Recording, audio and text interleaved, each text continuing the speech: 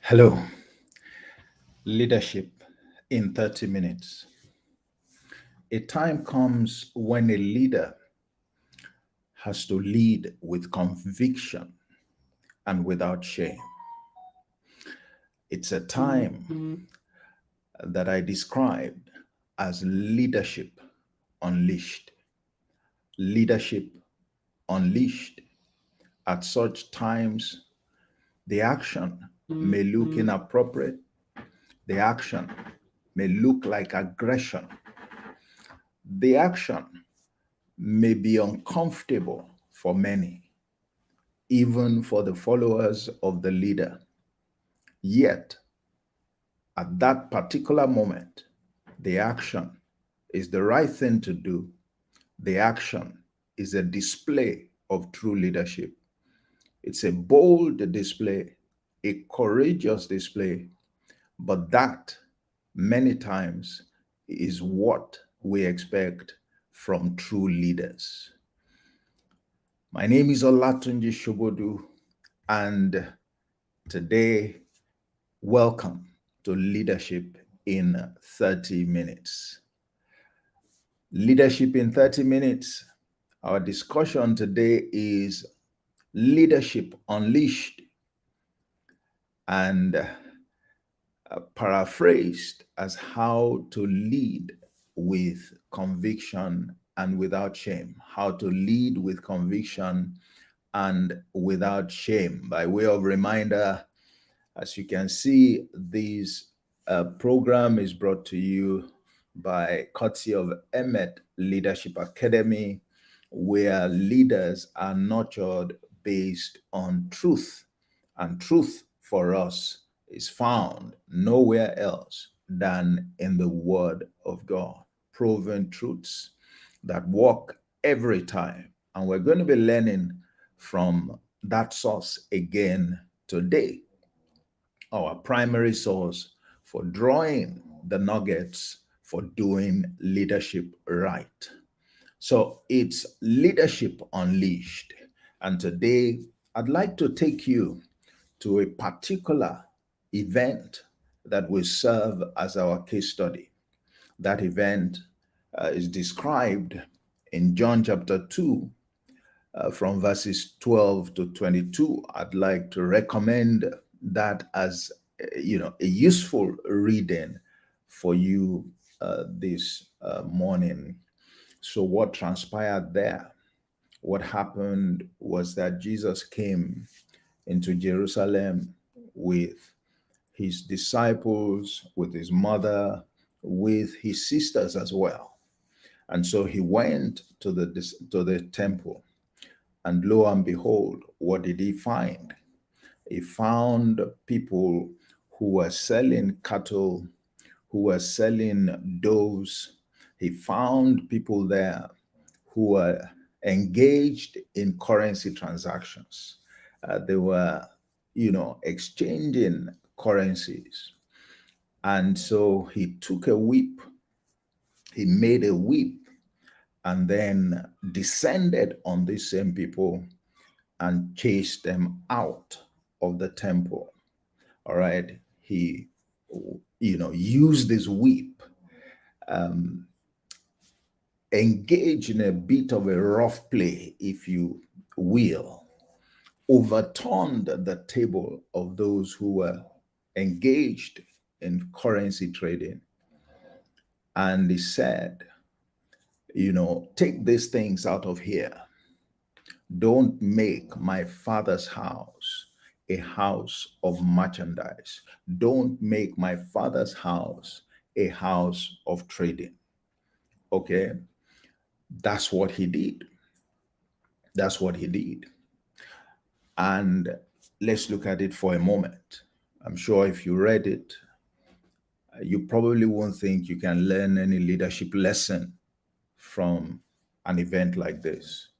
Why was this man so violent? Why the use of this kind of force?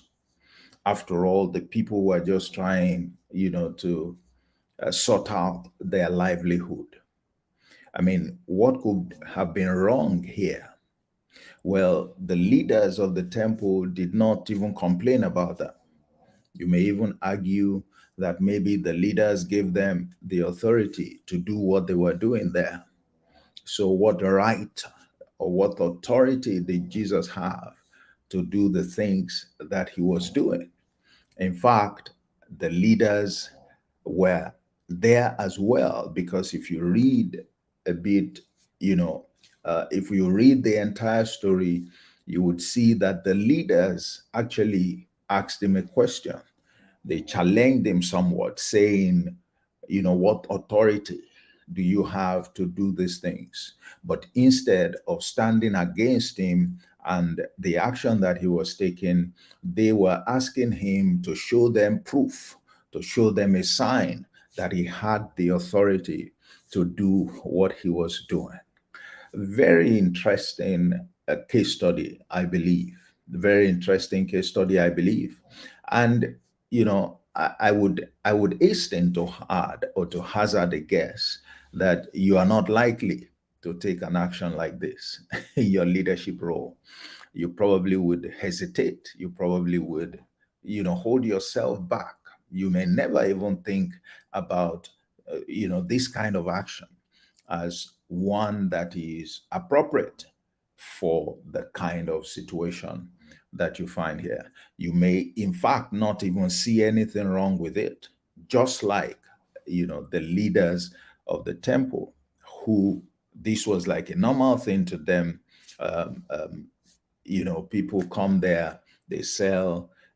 What they were doing was probably they were providing services. In this day and age, we would say they were providing solutions, all right, to those who needed them within the temple area.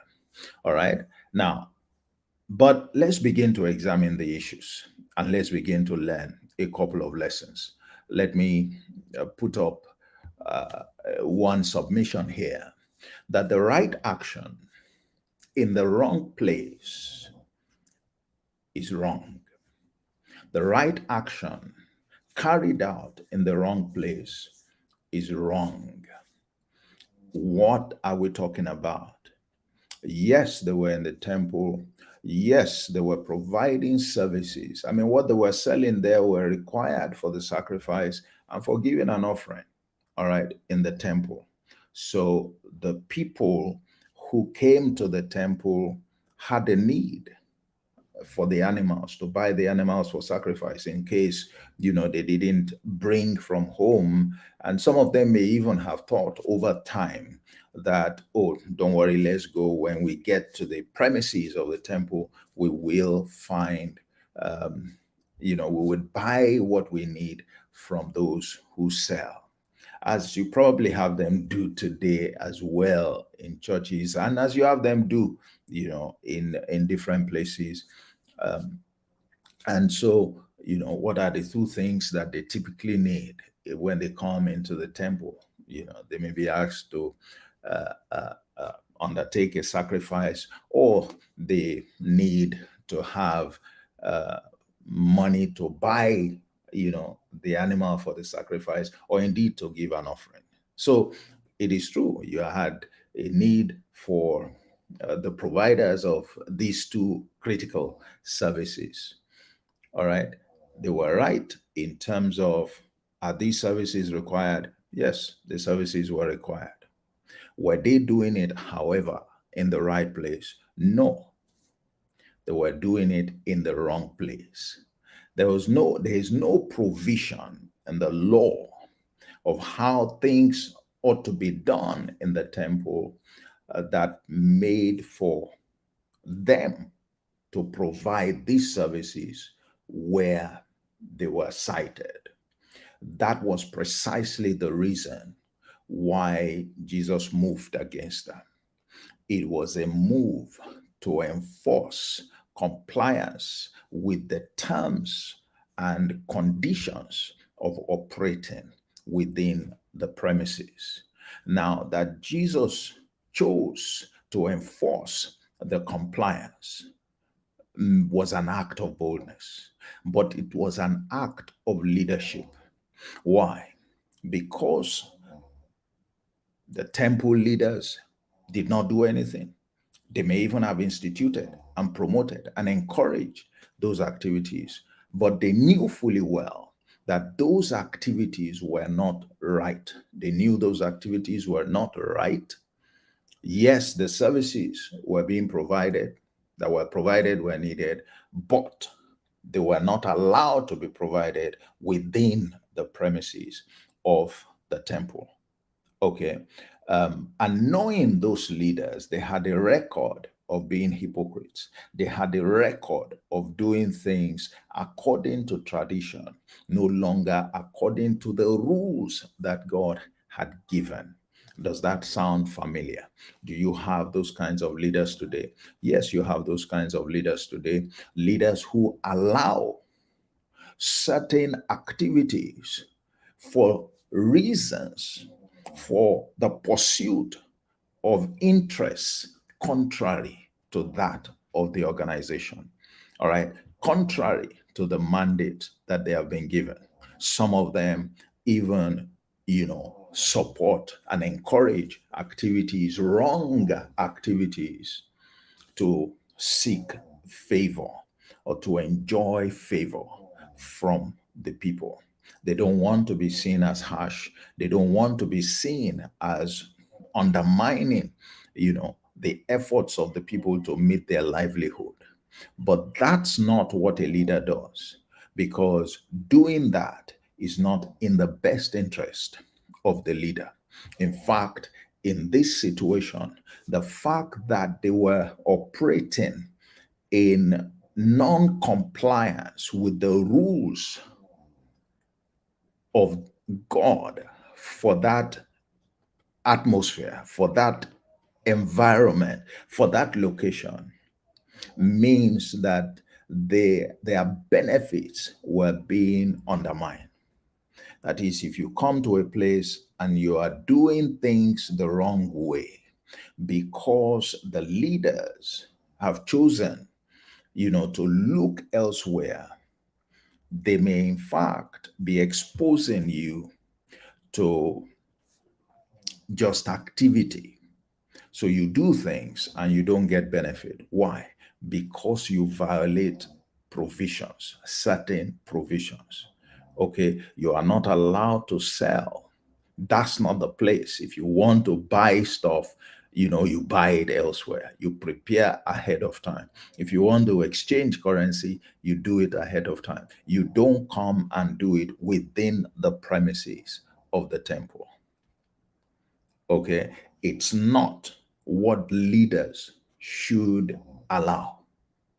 And the fact that, this leader saw that contrary action there, he knew that this was a practice that, had become tradition. It has virtually come to stay. It had become like a regular thing, which leaders allowed. But he wasn't going to allow it. He decided to hold himself out to enforce the provisions for operating within that environment. And he did that not because of himself, but because of his commitment to upholding the principles for operating within that environment. And those are the principles that will grant the people access to the benefits. You can't come into the presence of God or into the presence of your master or into an environment and break the rules and still expect to get the benefits. The fact that the leaders allowed it did not mean that that was the right thing to do. And when you have a situation where tradition, had become ingrained and the rules had been set aside, and the people were being allowed to simply waste away their resources and their time, a leader needs to address such a situation frontally. And that's what Jesus did. That's what Jesus did. Now, to unleash, and that's why I use that word. uh, I took this from the Cambridge Dictionary. It says to unleash is to suddenly release a violent force that cannot be controlled. Another one says that it is to let happen or begin something powerful that once begun cannot be controlled. Now, so you see why we use unleash. Jesus unleashed a force to correct that situation, to disrupt what was happening, in order to enforce the right environment, the right practices, to enforce compliance. A situation that had become normal, yet it was very wrong. So it's to disabuse your mind that leadership has to be gentle. Not every time.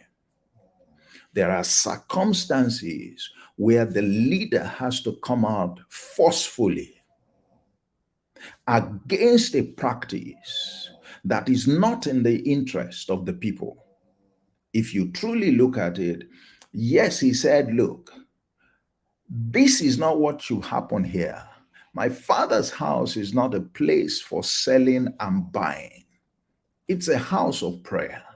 It's where people get answers, it's where people get blessed. It's established for a purpose. This practice is standing in the way of that purpose, and it's this, is robbing the people of the benefits. So why come all the way only to do something seemingly appropriate, but patently incorrect? All right? A patent violation of the rules. And so you come all the way only to waste your time, waste your resources. And here are leaders who are encouraging such a practice when they should be seen to enforce the rules, to enforce compliance. And so a situation that had become like a tradition, you don't come at it with kid gloves. That's not leadership. So it's not right to think that true leadership is when everything is just, coasting along, when you're so civil, and all of that. No, there is a time when a leader has to be aggressive. There is a time when a leader has to bring authority to bear in enforcing compliance. I call it there's a time when authority is called to play. So forget the idea that many try to sell to us about a leader not using his authority. All right, a leader should basically use influence and all of that. This is not one of such situations. You don't get what he did here done by appealing to the people or appeasing the people. You, as a leader, you have a responsibility to enforce and ensure compliance.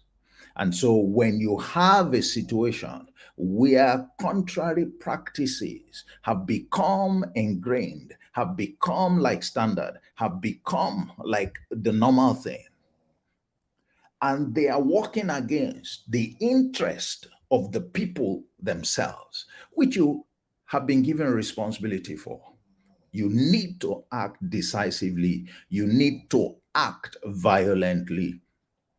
You need to act with aggression. Notice, he did not hurt anybody, we were not told. His whip was not even directed at the people. That's why he overturned the tables. All right. His whip was like to show that he was serious. If he had hurt anybody, you can be rest assured it would have been recorded, because the leaders who had allowed this contrary situation were people who were against him. They were antagonists, and they would have taken up that, against him. that he was hurting people, he was beating people. They could even lie that he killed people, taking his action and misinterpreting it. All right. So there is the issue of authority. There's a time to wield authority, and it's the right time. And it's not a time to appeal to anybody. I often argue that there are times to get people to do what is right before they even believe in you enough to allow you influence their lives. It takes a while to secure the trust of people, to become that influential, such that when you speak without shouting or without some show of aggression, people will fall in line. But it didn't have that kind of time here. And if he brought that approach to bear here, it would not have been effective. And he would have had to submit to the situation like every other leader, thereby becoming one of them. It was clear with his action here that he was a different kind of leader. And there are times that you are called to exhibit that in the spirit of doing leadership right, doing leadership as it should be done. What was happening here? A leader's overwhelming passion for his mandate, which is focused on the people. His mandate is people focused. He didn't do this because of himself. He didn't need to do it because of himself. He would not ordinarily engage in those activities. But a leader is not motivated by self-interest. A leader's actions always must be driven by the pursuit of interest of the people. And that's what he was doing here. That's what he was doing here. When passion is at work, it's a source of force. Is a source of force. Is a source of differentiation for leaders who are serious. In fact, let me submit to you that passion is a powerful leverage for leadership. Any leader of worth would do himself a world of good to develop passion for the pursuit of his mandate. It separates true leaders from other leaders. And make no mistake, passion can be developed. You can develop it. It's not just given. All right? It's a requirement for doing leadership right. And leaders are not born. Leaders are developed. You may have a talent for leading people, for coordinating people, but leadership does not rest on talent. Talent can give you a head start, but you must develop the skill. It's a skill. It must be developed, and it can be developed. And in order for you to develop the components, essential components of it, you can develop. Passion is one of them. We can see that clearly here. It's a source of leverage. And that's what I do. I help leaders build leverage for effective leadership. I help leaders build leverage for effective leadership. So if you are, if you need to build leverage for effective leadership, you can book a call with me and let's have a chat. There are different sources of leverage, and what you need may be different from what somebody else needs, but that's a link, and you can reach out and let's have a discussion on that.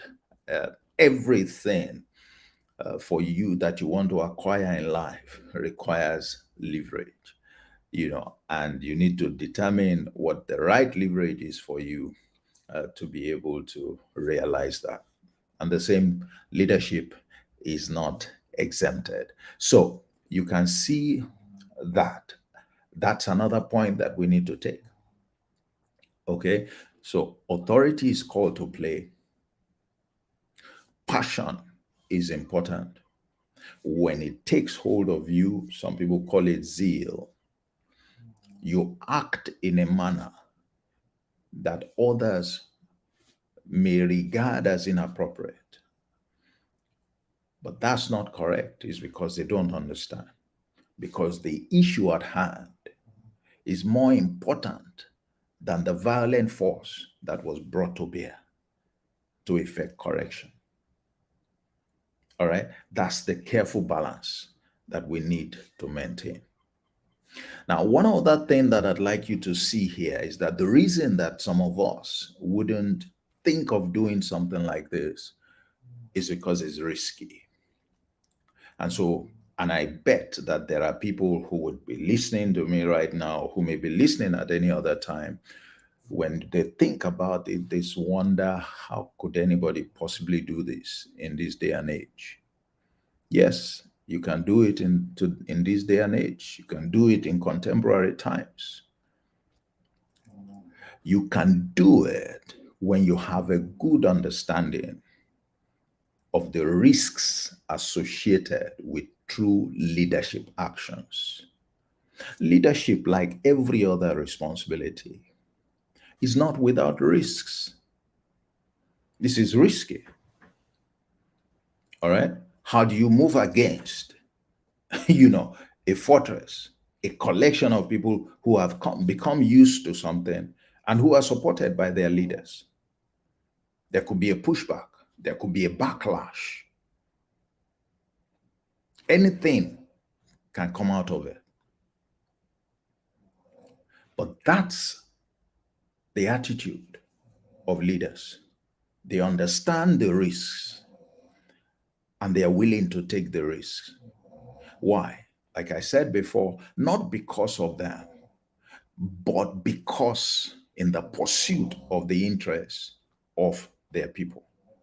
Jesus believed that this risk was worth taking and that it was going to be in the best interest of the people. And by the way, that's the last time we heard that such activities were taking place in the temple. So this intervention regularized the conduct, stopped this, anathema, as it were. So his intervention was effective. It had to take a leader like himself to restore order, decency, normalcy, and indeed to create the right environment for the people to truly benefit from showing up and coming to conduct whatever business they had in that place. So the question is, if you know your onions as a leader, wouldn't you rather take the risk? Or would you want to stay on the side of this is the way we do it? Yet the way we do it is wrong. This was a leader who couldn't stand observing what was clearly wrong, that other leaders had accommodated. So if you are not courageous enough, if you are not bold enough to hold on, to take action, to enforce what you know to be right according to the rules, according to your understanding, then you are not worth being called a leader. Leadership has associated risks, but true leaders do not shy away from taking those risks in the best interest of their people, in the best interest of their people. So there is a cost to doing what is right. That's why we said leading with conviction and without shame. You don't do the kind of thing that Jesus did here, that this leader did here. You don't exhibit the kind of example that we're taking advantage of to study and to learn from without an understanding, all right, of the cost, of the risk.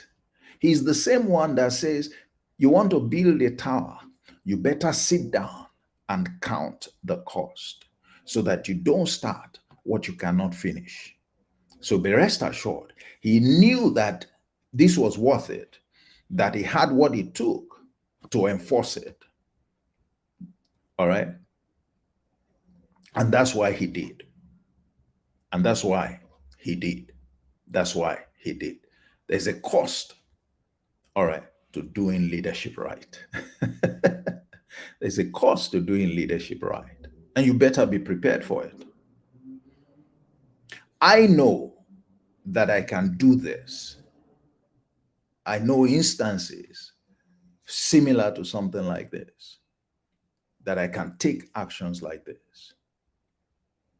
I once walked out of my employment on account of, how do I put it? On account of, fraud perpetrated by certain individuals and certain institutions. I once walked out, and I said to my colleagues that if this situation that we're seeing transpires, that I was going to walk out. And I was a very senior person. I was a very senior person. I had a huge, massive package that I was enjoying, all manner of benefits. But I was ready to walk out. And unfortunately, that situation that we had anticipated transpired. And true to my word, I walked out. In fact, I didn't submit my letter before walking out. I sent my letter of resignation from home.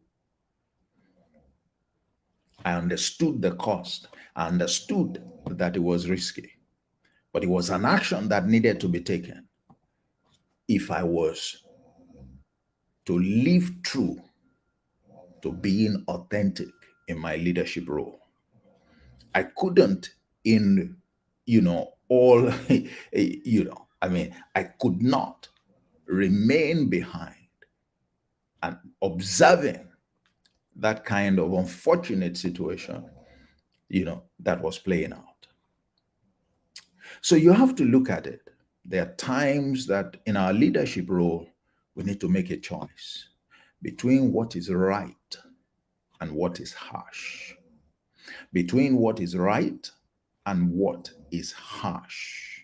And I would say, like you saw in the example of the master leader here, you choose what is right over and above what people consider to be harsh. It is people who consider what he did to be harsh. The one who gave him the mandate considers it to be right. The same people, the ordinary beneficiaries, will come to realize that what he did was the right thing. And it will enhance his stature as a leader. It will fetch him that influence, all right, that faith in his leadership that many of us want to get by being docile, by being accommodating of wrong or wrongdoing. We have to learn to choose what is right over what is harsh. We have to learn to lead with conviction. You don't do what he did without having strong conviction about your leadership mandate, role, and responsibility. This was not an irresponsible act. This was a deliberate act. This was a well thought through act. This was a right act. And he was prepared for whatever was going to come out of it, even if part of that would be a backlash. He was leading without shame. When you stand on the path of integrity, when you stand on the path of what is right, be rest assured that at times shame may come with it. When you stand alone doing what is right, where everybody is doing what is wrong and they're comfortable with it, yeah, it may come with shame. But that doesn't undermine you because you have a responsibility. And so leaders learn to stand with their responsibility, not to please, or to align with the wrongdoing that had become tradition. Okay. A leader must know his or her audience enough to die for them or to suffer ridicule. If you are not, if you don't get to this stage, there are certain leadership responsibilities that you cannot take. There are certain leadership responsibilities that you cannot take. Leadership is not about sentiment. Passion is not about sentiment. It's not the same thing as sentiment. Passion that is driven by sound knowledge is what is required of a leader. And its true passion is what makes you stand out as being different from other leaders, is what ensures that you stay on the path of right all the time. It's what will ultimately distinguish you as the right leader to follow. And it's what, betting on as a leader. It is what betting on as a leader. All right. So here it is. This is what I wanted to discuss. Leadership unleashed. Leadership unleashed. You can see how it has been done in this instance. It's not anything to be ashamed of. All right. It's something that true leaders, a place that true leaders may be called to stand in. And they should do so with their heads held high. They should do so without apologies of any kind. They should do so for the sake of their people and leading true to their calling as leaders. Such are the elements of authentic leadership. This is how you separate the boys from the men when it comes to the subject of leadership. It is not a responsibility for the light-hearted. It doesn't mean that Jesus didn't have empathy. In fact, none of that was more empathetic than himself. And to think of it, for somebody to get so annoyed that the entire system is being corrupted, that people are being misled, and they are going through the motions instead of being allowed and being positioned to benefit from the system. And would act on that basis. What can be more of a demonstration of empathy than that? We often think that empathy means that we're soft, that our demeanor is, weak, No. What is empathy? Empathy is action that is motivated by the pursuit of the interest of the people who look up to us as leaders. Empathy is not demeanor. Empathy is the motivation, is what is behind, what is moving you to take the action you are taking. The action may look like violence, but the interest may be about the people. And the fact that that interest has been corrupted so much is what often provokes the violent dimension of the reaction. And that's what happened here. That's what took place here. Look, these guys, the people were being robbed of the benefit of coming to the temple because things were being done contrary to how they ought to have been done. So they were going through the motions, they were engaged in activity. Were they getting the benefits? No. And a leader who is moved by the interest of the people, who wants to see the people develop and grow, who wants to see the people benefit from the value that leadership is intended to offer their lives, will not watch that situation continue to play itself out. A true leader will do something. And when the situation demands a drastic action, the leader, a true leader, will not hesitate to take that drastic action, even if it cost him, perhaps even his life. Perhaps even his life. One of the things that would tell you that everyone knew that what he did was right was because those leaders, one, couldn't contend with his authority. I mean, you are saying, show us the authority that you have by giving us a sign. What sign would he give you? He had whipped everybody out of that place. He had disrupted that place. He had restored order. And you guys are unable to do anything. You're unable to tell him, stop there. I mean, this is something that we have set in place. We are the ones that gave them the authority to do so. No, they didn't do that. That's because they knew it was wrong. That's because for the first time, somebody was stepping forward and standing up to them to enforce what was right. And they couldn't contend with it. He didn't need to show them any sign other than the fact that he engaged his authority as a leader and he took the right action and they couldn't do anything about it.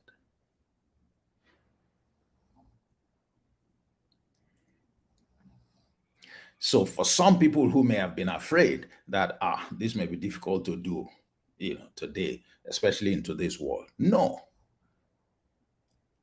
Except you don't know some of the things that we are talking about. You have no conviction. You don't know what you have been called to do. If you did, you would take the action, and I guarantee there won't be any pushback. Why? Because the leaders who ought to have taken action and had been, complacent or, collaborative for their own interests, they will pull back. Just because now we have a leader who is able to stand forward and say, no, this is not right. We need to start doing what is right. And he has the power and authority to put himself out there to enforce it. I'm going to stop there today. We can, talk about this for quite a while. But I recommend to you that you want to reflect, on that instance. I have not looked at that instance from a religious point of view. I've simply looked at it from the leadership lessons that we can and we ought to learn from it. Leadership Unleashed is what our focus has been today. And I'd like to thank you for joining me. I hope it's been a blessing to you. And if it has been, please express yourself in the comment. I'd love to hear from you. Reach out if you have need for mentorship, for coaching, any aspect of leadership, rest assured that we look at leadership from the point of view of um, biblical principles and truth proven over the years, uh, and to a lesser extent, over 30 years of practical experience out there, big and small institutions, faith, faith-based and other secular institutions, and we might just be able to work together. I'm sure that there's something that we have that can be of benefit to you. It's been Leadership in 30 Minutes. Our focus has been Leadership Unleashed.